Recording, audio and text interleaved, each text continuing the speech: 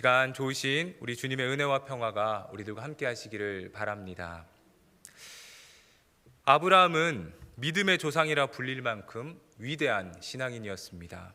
그런데 그런 아브라함도 고민하는 문제가 있었습니다. 그것은 자식이 없다는 겁니다. 하나님이 아브라함을 만나시고 가나안으로 보낼 때의 나이가 75세였고 본문은 아브라함이 가나안 땅에 온 지 10년이 지난 후입니다. 하나님은 아브라함을 가나안으로 부르시고 그에게 자녀를 약속하셨습니다. 그렇게 10년이 지난 겁니다. 그런데 자녀를 주신다는 하나님의 약속은 기약이 보이지 않습니다. 10년을 기다렸습니다. 이 상황에서 누가 가장 괴로울 것 같습니까? 바로 사레입니다. 아브라함도 자식이 없다는 사실이 염려가 됐지만 자신보다 더욱 고통스러워하는 사레를 보면서 이것을 내색하지 못한 채 아마 침묵하고 있었을 것입니다. 괴로워하던 사레는 드디어 결심을 합니다. 자기 나이는 75세, 아브라함의 나이는 85세. 사레는 더 늦기 전에 이 문제를 해결하고자 합니다. 그래서 사레는 자신의 여종을 아브라함에게 드립니다. 2절 말씀 보시면 사레가 아브라함에게 이르되 여호와께서 내 출산을 허락하지 아니하셨으니 원하건대 내 종에게 들어가라. 내가 혹 그로 말미암아 자녀를 얻을까 하노라 하매 아브라함이 사레의 말을 들으니라.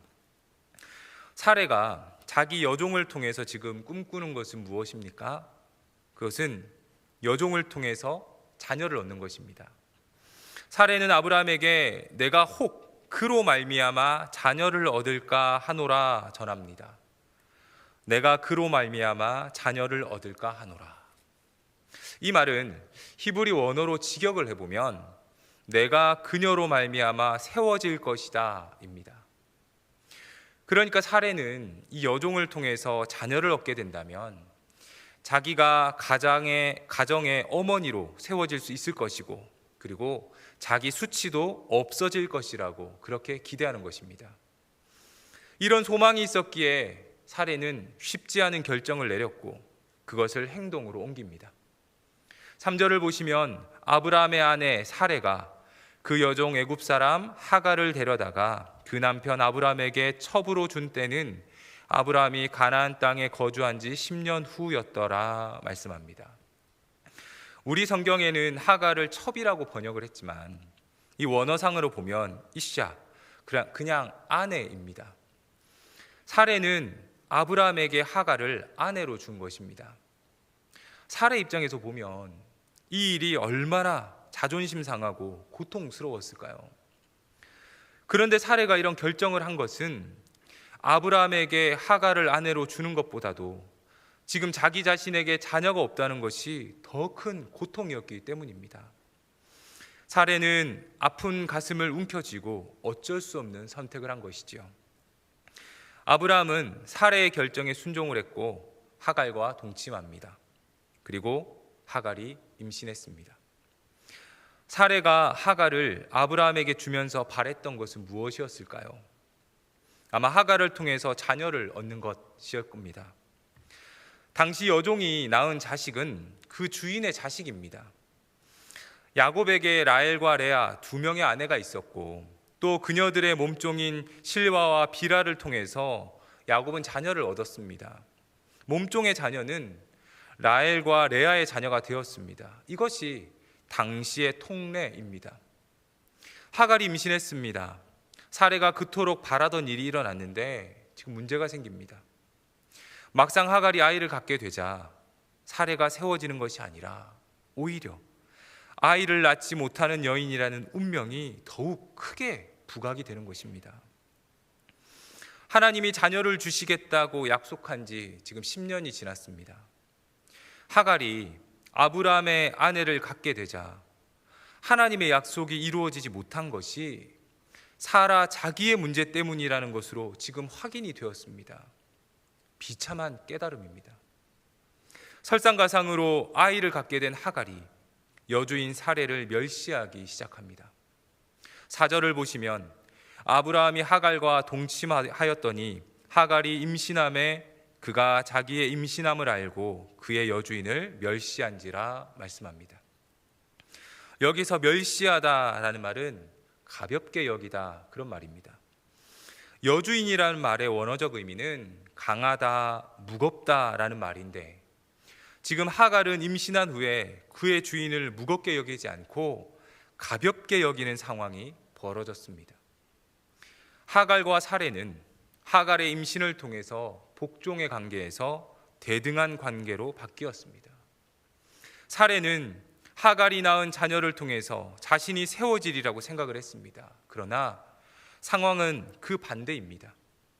오히려 자신의 비참함은 더욱 커졌고 이제 여종이었던 하갈에게까지 무시당하는 존재가 되었습니다. 누구에게도 말 못하는 그런 아픔과 고통을 가진 이 사라의 마음을 누가 알까요? 사레는 기가 막힌 상황을 자기 남편 아브라함에게 하소연합니다. 왜 내가 이런 모욕을 당해야 하느냐고. 사레는 남편인 아브라함이 지금 자신과 하갈 사이에서 각자의 위치가 무엇인지를 상기시켜 주었어야 했는데 그 책임을 소홀히 한 것 아니냐고 질책합니다. 사실 사레의 말처럼 여종의 자녀는 여주인의 자녀가 되어야 합니다. 그리고 여종이 임신했다고 해서 여주인의 자리를 차지할 수 있는 것도 아닙니다. 그러나 하갈은 분명 아이를 낳지 못하는 사레의 자리를 넘은 것 같습니다. 그리고 그것을 제재해야 하는 아브라함은 자기 자녀가 생긴다는 기쁨에 그것을 묵인한 것으로 보입니다. 사레는 그것에 대해 항의합니다. 내 자리를 빼앗기지 않게 해달라고, 내 위치를 지켜달라고 그렇게 아브라함에게 요구합니다. 그런데 아브라함은 그 문제에서 슬그머니 빠집니다.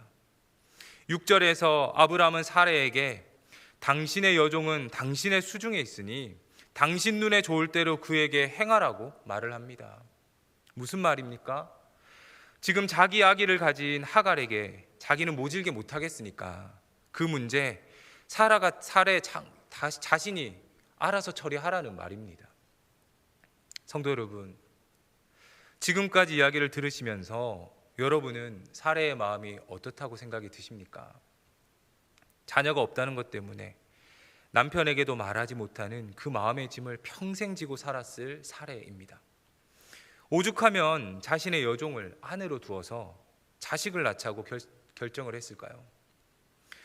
그것으로 마음에 서린 한을 풀고자 했는데 오히려 그것이 화가 되어서 이제는 하갈에게도 무시당하는 신세가 되었습니다. 누구보다도 지금 자기 편이라고 생각했던 아브라함은 은근히 하갈을 두둔하면서 자기의 책임에서 회피합니다. 누가 사레의 마음을 알고 누가 사레의 마음을 달래줄까요? 그런데 이런 사레의 고통을 하나님은 듣고 계시고 기억하고 계십니다. 아무도 듣지 않는 것 같아도 하나님은 그녀의 아픔과 고통을 보고 계시고 듣고 계십니다. 창세기 21장 1절과 2절을 우리 같이 한번 읽어보도록 하겠습니다. 창세기 21장 1절과 2절입니다. 여호와께서 말씀하신 대로 사라를 돌보셨고 여호와께서 말씀하신 대로 사라에게 행하셨으므로 사라가 임신하고 하나님이 말씀하신 시기가 되어 노년에 아브라함에게 아들을 낳으니. 하나님이 말씀하신 대로 사라를 돌보셨습니다. 그리고 하나님은 약속하신 것을 사라에게 행하셨습니다. 이때 사라의 나이는 90세. 이제는 모든 걸 포기하고 응어리진 가슴을 가진 채 살아가던 그 사라에게 하나님은 약속하신 것을 이루어 주셨습니다. 이삭을 낳은 사라는 21장 6절에서 이렇게 고백을 합니다. 하나님이 나를 웃게 하시니 듣는 자가 다 나와 함께 웃으리로다. 누가 사라를 웃게 만들었습니까? 누가 사라의 고통에서 벗어나게 만들었습니까? 누가 사라의 응어리진 삶을 기쁨으로 바꾸었습니까? 바로 하나님이십니다. 할렐루야. 하나님은 인생의 고통을 기쁨으로 바꾸시는 분이십니다. 어떤 아픔과 고통이 있어도 우리 하나님은 그것을 역전시킬 수 있는 분이십니다. 우리 하나님은 자기 백성의 눈물의 호소를 그냥 지켜보지 않으십니다. 우리가 기도하고 미약하고 떨리는 소리지만 그렇게 주님 앞에 기도할 때에 우리 주님은 다 듣고 계십니다. 우리의 아픔을, 우리의 상처를, 그리고 우리의 힘든 상황을 우리 주님은 다 듣고 계시며 우리의 눈물을 거두어 주십니다. 누구에게도 꺼내놓지 못하는 우리의 아픔과 고통을 아시고 우리를 다시 웃게 만드시는 하나님을 신뢰하는 믿음이 있으시기를 바랍니다. 사레의 아픔을 돌아보신 하나님은 또 하갈의 아픔도 돌보아 주십니다. 남편에게 위로받지 못한 사레는 하갈을 학대합니다. 그리고 하갈은 사레에게서 도망을 칩니다. 하갈이 도망친 이유를 생각해 보면 단지 육체적인 괴로움 때문만은 아닐 것입니다. 하갈은 아브라함의 아이를 임신하면서 이제 한 가문의 여주인으로 대접받기를 원했습니다. 그러나 사레는 그런 하갈에게 너는 종에 불과하다는 것을 각인시키려 했습니다. 하갈은 이런 사레의 히스테리적 학대를 견디지 못하고 그녀에게서 도망쳤습니다. 막상 도망은 쳤지만 어디 갈 곳이 없습니다. 하갈은 광야의 샘물에서 잠시 쉬면서 자신의 처지를 비관합니다. 광야 한가운데서 누구에게도 하소연하지 못하는 자신의 신세를 한탄하며 깊은 절망에 빠져 있을 때였습니다. 그때 여호와의 사자가 하갈을 찾아왔습니다. 여호와의 사자가 하갈과 만난 장면을 본문은 자세하게 기록하고 있습니다. 하나님과 아브라함의 언약 이야기에서 이 하갈은 애굽의 여종, 이방인의 여종에 불과합니다. 아브라함과 이삭과 야곱으로 이어지는 하나님의 구속사에서 이 하갈이라는 존재는 불필요합니다.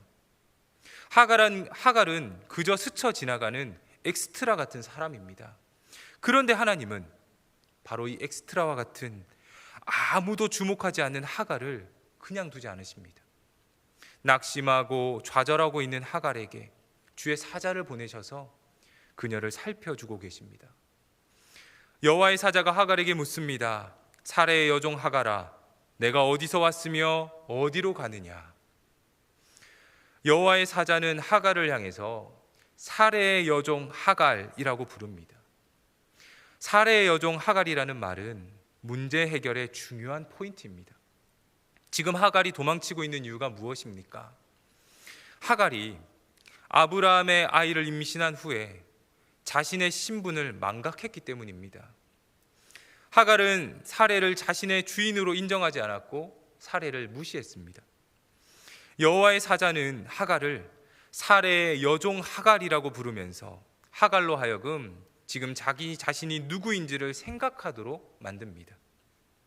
내가 어떤 사람인가를 아는 것에서 내가 겪는 문제를 해결할 수 있는 길이 열립니다. 자신의 신분을 망각하면 교만하게 됩니다. 내가 누구인지를 깨닫고 교만의 자리에 빠지지 않아야 하겠습니다. 하나님은 자리에서 벗어난 하갈이 다시 자기 자리로 돌아오도록 만드십니다. 그리고 하갈에게 묻기를 내가 어디서 왔으며 어디로 가느냐 질문하십니다. 지금 하나님은 그것을 몰라서 물으시는 것이 아닙니다. 선악과를 먹은 아담과 하와가 하나님을 피해서 나무 뒤로 숨었습니다. 하나님의 얼굴을 피한 아담과 하와에게 하나님 물으십니다. 아담아, 내가 어디 있느냐? 또한 동생 아벨을 죽인 가인에게도 하나님은 지금 내 아우 아벨이 어디 있느냐 물으십니다. 하나님은 그것을 몰라서 물으시는 것이 아닙니다. 아담과 하와가 지금 왜 하나님을 피해서 숨어 있는지, 가인이 지금 무슨 행동을 했는지를 생각해 보라는 것입니다. 마찬가지로 지금 네가 어디로 왔으며 어디로 가느냐 그 질문은 하갈에게 스스로 삶을 되돌아보라는 질문입니다. 하갈은 그 질문에 여주인 사레를 피해서 도망한다고 대답을 합니다. 하갈은 어려움이 생기자 그것으로부터 도망을 칩니다. 그런데 문제는 막상 도망은 쳤지만 어디로 가야 하는지 모른다는 것입니다. 어디로 갈지 모른다는 것이 도망의 특징입니다. 도망치는 사람은 어디로 갈지 모릅니다. 하갈은 사레로부터 도망은 쳤지만 어디로 가야 될지, 그리고 무엇을 해야 할지 알지 못합니다. 우리가 생각해 보면 우리 인생도 이와 비슷하다고 생각이 됩니다. 사람들의 대다수는 살기는 사는데 무엇을 위해 살아야 하는지, 어떻게 살아야 하는지 모른 채 그냥 살아갑니다. 다들 도망치듯 인생을 사는 것입니다. 도망치듯 사는 인생은 결코 제대로 된 삶을 살 수 없습니다. 하갈은 사레의 학대를 피해서 도망은 쳤지만 그녀가 갈 곳은 그 어디에도 없었습니다. 결국 제대로 된 삶을 살지 못하는 것입니다. 그런데 그런 하갈에게 주의 사자는 말씀합니다. 9절에서 말씀하시길 내 여주인에게로 돌아가서 그 수하에 복종하라 말씀합니다. 하갈에게 이르기를 다시 사레에게로 돌아가라는 것입니다. 하갈의 입장에서 이 말은 좀 당황스러운 말입니다. 주의 사자면 안전하게 자신을 도망칠 수 있는 도피처를 알려주시던지, 아니면 신비한 힘으로 자기 자신을 보호해 주어야 하는데 지금 다시 도망쳐온 사레에게로 돌아가라고 하니 말입니다. 도대체 하나님의 사자는 왜 이렇게 말씀하시는 걸까요? 당시 시대의 관습에 의하면 노예 출신에 거기에다가 임신한 여인을 받아들여 줄 곳은 단 한 군데도 없습니다. 그렇다고 임신한 하갈이 혼자 살아갈 수도 없습니다. 하갈이 살 수 있는 유일한 길은 자신의 주인이었던 사라에게로 돌아가는 길밖에는 없습니다. 힘든 상황에서 무조건 도망친다고 문제가 해결되는 것은 아닙니다. 현실로부터 도망칠수록 더 힘들고 어려운 현실을 맞이하게 됩니다. 여호와의 사자는 하갈에게 문제를 피하지 말고 문제를 해결하라고 말씀하시는 겁니다. 여호와의 사자는 하갈에게 돌아가라고만 말씀하진 않습니다. 여주인 사레에게 복종하라고 말씀합니다. 복종은 자기 스스로를 낮추는 것입니다. 여호와의 사자는 하갈에게 스스로를 낮추라고 말합니다. 비록 사레가 학대하고 괴롭게 만들었지만 아무 이유 없이 그런 것은 아닙니다. 아브라함의 자녀를 임신한 하갈의 마음이 높아졌기 때문에 지금 사레가 그러는 것입니다. 하나님은 하갈에게 그것을 깨닫도록 말씀하십니다. 그리고 그에게 중요한 약속도 주십니다. 11절을 우리 같이 한번 읽도록 하겠습니다. 11절 말씀입니다. 여호와의 사자가 또 그에게 이르되 내가 임신하였은즉 아들을 낳으리니 그 이름을 이스마엘이라 하라. 이는 여호와께서 내 고통을 들으셨음이니라. 아멘. 하나님은 사자를 통해서 아들을 낳을 것을 말씀하시고 그리고 그 아들의 이름을 붙여주십니다. 하나님께서 하갈에게 주신 아들의 이름은 이스마엘입니다. 이름의 뜻은 여호와께서 들으셨다입니다. 하나님이 하갈의 고통을 들으셨다라는 의미입니다. 주의 사자는 하갈에게 무조건 사라에게 돌아가라고 그렇게 억압하진 않습니다. 하나님은 하갈에게 특별한 언약도 주십니다. 하나님이 주신 언약을 믿고 사라에게로 돌아가라는 것입니다. 하갈에게 주신 하나님의 언약은 무엇입니까? 비록 당장은 사레의 종으로 들어가 살아야 하지만 하갈이 낳을 아들을 결코 사레의 아들이 되지 않도록 하겠다라는 것입니다. 게다가 하갈에게서 나온 후손들을 크게 번성하여서 그 수가 셀 수 없을 만큼 많게 하겠다 약속도 하십니다. 그런데 생각을 해보면 하갈이 낳을 아들은 하나님께서 아브라함에게 주신 언약과는 또 아무런 상관이 없는 아들입니다. 그럼에도 하나님은 이 학대받는 하갈과 이스마엘을 그냥 버려두지 않으십니다. 하나님은 하갈의 고통 소리를 들으시고 그녀의 신음을 응답하셔서 하갈을 돌보아 주십니다. 그리고 하갈은 자신이 고통 가운데 만난 하나님의 이름을 나를 살피시는 하나님이다 라고 고백을 합니다.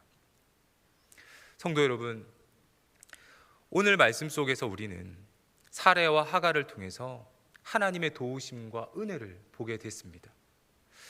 오늘 말씀 가운데 우리가 만나게 되는 하나님은 어떤 분이십니까?